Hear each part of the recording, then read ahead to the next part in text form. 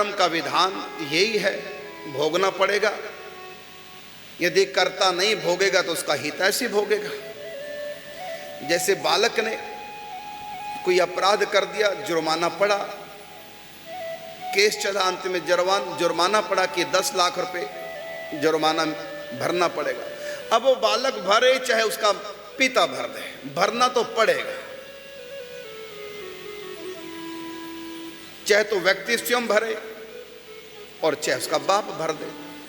और ये भी आवश्यक नहीं पिता ही भरे, कोई भी उनका हितैषी उस जुर्माने को अपनी तरफ से भर सकता है। इसी प्रकार कर्म का इस सिद्धांत है, भोगना पड़ता है। लेकिन श्री चंदाबाई जी ने बहुत सेवा की है और पूज्यबाई जी के प्रति बहुत सद्भावना थी। शायद बाई जी के मन में आया होगा कि मेरी बहुत सेवा की है, कभी मेरी बात को टाला नहीं, और इतना बड़ा इनके पूर्व जन्म के कर्मों के अनुसार प्रारब्ध का निर्माण हुआ और वो प्रारब्ध इनको भोगना पड़ेगा कैंसर से। तो शायद बाई जी नहीं चाहती थी कि मेरी इतनी सेवा करने वाली और कैंसर का दर्द भोगे। मैं तो भोग लूंगी, समर्थ है उनमें तो, लेकिन मैं भाभी जी को तड़पते देखना नहीं चाहते जिन्होंने मेरी इतनी सेवा की। वो रोग अपने ऊपर ले लिया। चाहती तो श्री कृष्ण से एक प्रार्थना कर सकती थी, क्षमा हो सकता था, लेकिन बाई जी ये भी बताना चाह रही है कि नहीं, भोगने में भलाई। भाभी जी नहीं भोगेंगी तो मैं भोग लूंगी। और लोगों को भी शिक्षा मिलनी चाहिए कि कोई कितना भी भजन पूजा पाठ कर ले, प्रारब्ध भोगना पड़ता है। संचित जो है, जिससे अनेकों जन्म हमारे होंगे, जिस संचित के कारण से हम भगवत धाम में पहुंच जाएंगे, फिर वो संचित भोगने के लिए हमको जन्म लेना नहीं पड़ेगा, क्योंकि यद गत्वा न निवर्तन्ते तद धामः परमं मम। एक बार जो भक्ति के द्वारा भगवत प्रेम प्राप्त कर जाए या ज्ञान मार्ग से चल करके मुक्ति लाभ प्राप्त कर जाए, तो प्रारब्ध तो उनको भोगना पड़ता है, लेकिन और भोग करके अंत में सिर छोड़ के चले जाते हैं।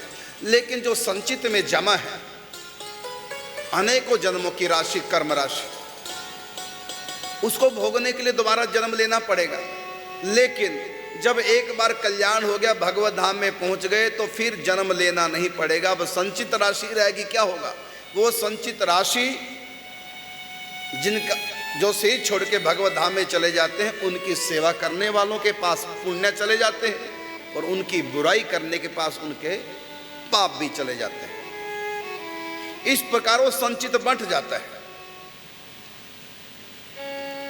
लेकिन भोगना पड़ता है प्रारब्ध। तो 3 प्रकार के कर्म होते हैं। एक वो जो हम इस जन्म में कर रहे हैं, उसको बोलेंगे क्रियामान कर्म। एक वो जिनको भोगने के लिए हमारा जन्म हुआ है, उसको बोलेंगे प्रारब्ध, किस्मत, भाग्य, होनी, दैव, कुछ भी कह दो उसको, नियति, सब पर्याय है। तो यह है प्रारब्ध। एक है क्रियामान कर्म, जो हम वर्तमान जन्म में कर रहे हैं, वो क्रियामान कर्म है। आगे अब वो संचित में जा रहे हैं। जो जो हम कर रहे हैं संचित में इकट्ठे हो रहे हैं। संचित में जितने हमारे कर्म है, हम एक जन्म में सब नहीं भोग पाते। उनको भोगने के लिए तो न जाने कितने जन्म लगेंगे। तो एक साथ हम अनंत जन्म तो नहीं ले सकते, एक ही जन्म ले सकते हैं एक बार में। तो उस अनंत संचित में से एक जन्म के लिए फल भोगने के लिए भाग्य बनता है। तो भाग्य संपूर्ण कर्म का फल नहीं होता, उसमें से कुछ जो एक जन्म में भोगे जाए, बाकी संचित में रहते हैं। फिर दोबारा से जन्म लेंगे, और जो नए कर्म किए हमने मनुष्य बनकर, वो संचित में जमा होते रहते हैं। तो संचित वाले कर्म हमने भी पूरे भोगे नहीं मनुष्य बनकर, और उसमें हमने जमा कर दिए पाप पुण्य। इस प्रकार ये जन्म मरण का सिलसिला चलता रहता है, कभी समाप्त होता नहीं। कब तक? जब तक कल्याण न हो जाए।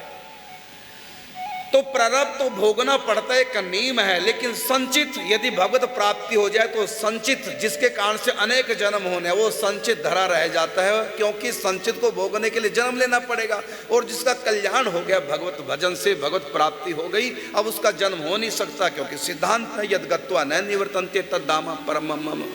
गीता कहती है तो जो भगवत प्राप्ति कर गया उसका जन्म तो होना नहीं। तो प्रारब्ध उसको भोगना है, क्रियामान उसका भगवत भक्ति में चला गया, क्योंकि अच्छे कर्म करेगा भगवत भक्त। और जो संचित में है वो भोगने के लिए उसको दोबारा जन्म नहीं लेना, क्योंकि वो सिर छोड़ के चला गया भगवान के धाम में। तो संचित भोगना नहीं, क्रियामान भगवती में भक्ति में कन्वर्ट हो गया।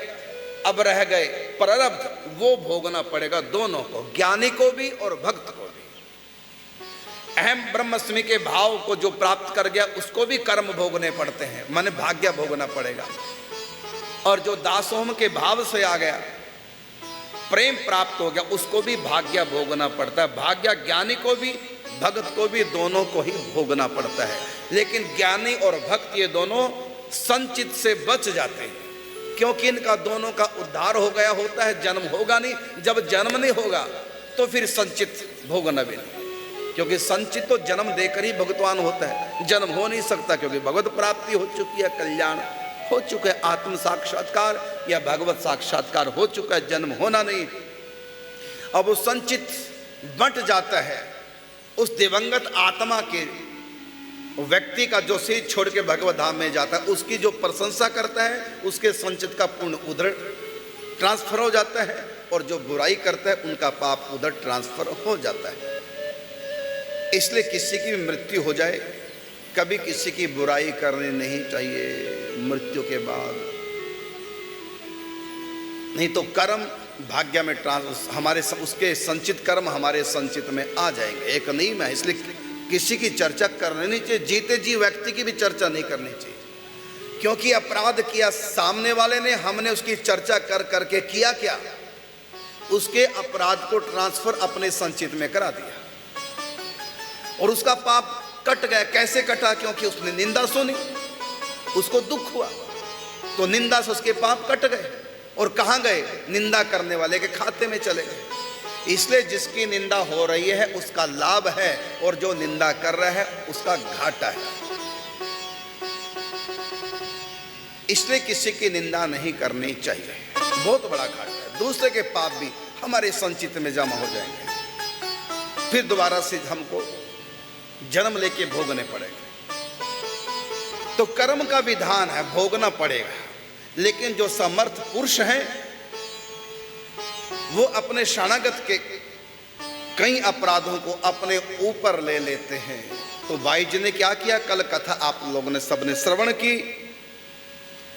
जो सेवा में रहती थी, बाई जी के ऊपर जो प्राण भी न्योछावर करने को तैयार थी, बाई जी की कभी बात मोड़ी नहीं, जो बाई जी ने कह दिया, भले प्रसन्न मन से चाहे खिन्न मन से किया है।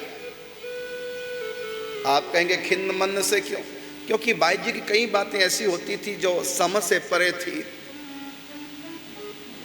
कि ऐसा कैसे हो सकता है, तो कई बार अपना दिमाग लगाने लग जाती थी। फिर भी चाहे बात बाई जी की समझ में नहीं आई, बात में कोई दम नहीं लगा, लेकिन फिर भी बेमन से सही बाई जी की बात को कभी टालती नहीं थी। तो कैसे भी करके बाई जी की बात मानती थी। तो बाई जी के मन में आया विचार कि जिसने इतनी हमारी सेवा की, महिला संघ की सेवा की, अनेक महिलाओं का सबका साथ दिया, भक्तों का, इसके भाग्य में जो कैंसर लिखा हुआ है ये तो भोगना पड़ेगा, लेकिन मेरी सेवा की है इसलिए मैं इसको अपने ऊपर ले लेती। अब उनका कैंसर ठीक हो गया। दोबारा जब रिपोर्ट आई उसमें कोई गांठ नहीं आई, और वो कैंसर बाई जी ने ले लिया अपने ऊपर। अब अंदर गांठ लगी बाई जी के पनपने, 2 साल तक तो पता लगा ही नहीं, क्योंकि कैंसर की प्रथम स्टेज जब होती है तो नहीं पता चलता, दूसरी स्टेज में भी लास्ट में पता चलता, जब थर्ड स्टेज आने को होती है तभी हल्का सा दर्द महसूस होता है। फिर व्यक्ति कैंसर का इलाज नहीं करता, क्योंकि उसको थोड़ी पता कि कैंसर का दर्द है। बस फाके ले लेता है, डॉक्टर को दिखा देता है। अब एमडी के पास तो गए नहीं, अपने लोकल डॉक्टरों से कंसल्ट करता है और फिर थोड़ी बहुत दवाई बूटी लेता रहता है। डॉक्टर लोग पेन किलर दे देते हैं तो दर्द बंद हो जाता है, तो व्यक्ति सोचता है कि चलो ठीक हूँ, फिर दर्द होने लग जाता है। ये थर्ड स्टेज में होता है। और जब दर्द डॉक्टरों के बस के नहीं रहा तब डॉक्टरों को शंका होती है कहीं कैंसर तो नहीं, और जब तक डॉक्टर जांच करते हैं तब तक थर्ड स्टेज आ जाती है। फिर डॉक्टरों के हाथ में तो नहीं रहता, लेकिन फिर भी ट्रीटमेंट तो चलता ही है। लाखों रुपए खर्च हो जाते हैं, शरीर भी कट जाता है, पैसा भी, जेब भी कट जाती है, समय भी खराब होता, सब परेशान होते हैं। तो डॉक्टरों का उपचार कराएं चाहे ना कराएं, अब थर्ड स्टेज में जो पहुंच गया उसका इलाज तो है नहीं, ठीक तो होना नहीं। हाँ, इतना है कि ट्रीटमेंट चलता रहेगा तो 2, 4, 5 साल निकाल सकता है मरीज। अब भीतर भीतर बाई जी के कैंसर बनने लगा, गांठ बनने लगी, लेकिन अभी कोई भी पता नहीं चला। ये पता चला 2-3 साल के बाद।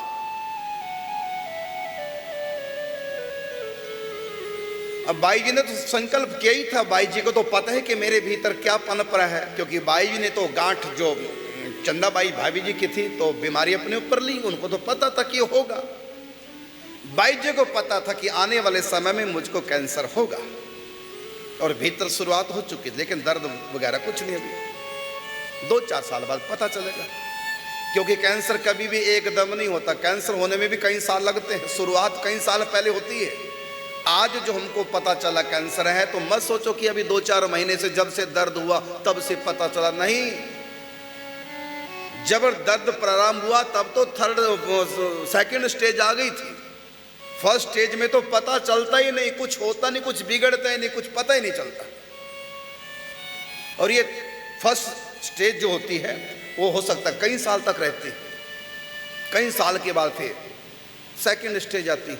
सेकंड स्टेज में प्रारंभ में पता नहीं चलता, जब सेकंड स्टेज की भी लास्ट आ जाती है, थर्ड होने को होती है, तब दर्द महसूस होता है। और जब तक डॉक्टरों के पास जाते हैं तब तक थर्ड स्टेज आ ही जाती है। तो आज हम सब ठीक ठाक हैं, नहीं पता चल रहा है। हो सकता है किसको कैंसर है भीतर, कई सालों के बाद। शुरुआत आज हुई और पता चलेगा कई सालों के बाद। और मैं कहना चाहूंगा कि 2 प्रकार से बीमारियां आती हैं। एक तो प्रारब्धवश, भाग्य में जो लिखी हुई है पूर्व जन्म के पापों के अनुसार संचित से जो प्रारब्ध हमारा बना है, तो बीमारियां लिखी हो तो भोगनी पड़ेंगी। कितना भी अलर्ट हो जाओ, कितना भी सावधानी बरतो, वो तो बीमारी आएगी ही आएगी। और ऐसी बीमारी का इलाज दवाइयों से नहीं होता है। ऐसी बीमारियों का इलाज अनुष्ठान से, कृपा से संभव नहीं तो भोगनी पड़ेगी।